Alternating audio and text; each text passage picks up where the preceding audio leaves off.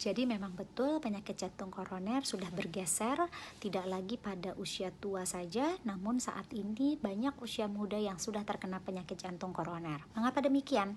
Lifestyle, gaya hidup yang kurang gerak, kurang olahraga, stresnya tinggi, makan makanannya juga kurang baik, kaya akan lemak, akan garam, tinggi kalori, kurang serat-seratan, itu menjadi salah satu faktor-faktor resiko. Hipertensi atau darah tinggi, diabetes, gula darah yang tinggi, kolesterol, lemak yang tinggi dalam darah, itu juga menjadi faktor-faktor risiko. Jangan lupa rokok dalam bentuk apapun tetap menjadi salah satu faktor risiko penyakit jantung koroner.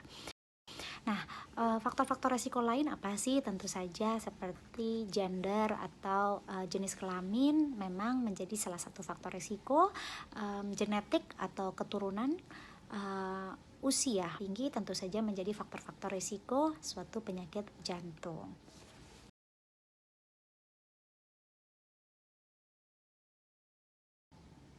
Nah, kita sudah tahu tadi faktor-faktor resiko penyakit jantung koroner.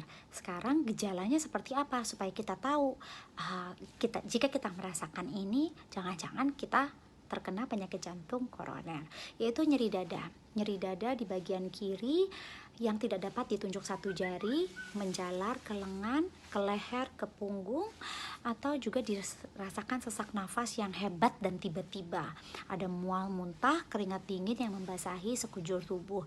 Itu kita perlu curiga, jangan-jangan kita serangan jantung. Nah, jika itu terjadi, yang harus kita lakukan tetap tenang, langsung ke rumah sakit, jangan ditunda-tunda, karena jika memang itu suatu serangan jantung, waktu adalah otot jantung, time is muscle. Begitu kita memperlambat kehadiran kita ke rumah sakit, makin besar juga kerusakan yang terjadi akibat tersumbatnya pembuluh darah koroner tersebut.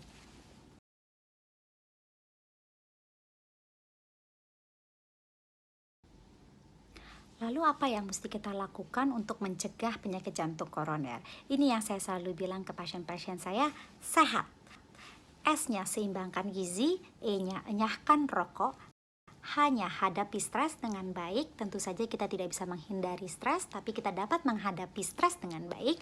A, awasi tekanan darah. T, teratur berolahraga. Terus bagaimana berolahraga di masa pandemi seperti ini? 1, tetap mengedepankan protokol kesehatan.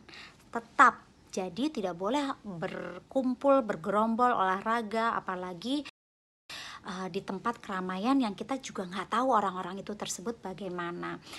Jadi mengedepankan 3M. Yang kedua, olahraga itu untuk menjaga kesehatan jantung sebenarnya dilakukan minimal 150 menit per minggu. Bisa kita bagi menjadi 5 kali dalam seminggu, sekalinya itu 30 menit, bisa ditingkatkan sampai 300 menit per minggu. Olahraga jenis apa? Olahraga dengan jenis intensitas yang ringan sampai sedang. Jadi tidak perlu olahraga yang harus berat-berat, tidak perlu. Gitu. Semoga ini membantu.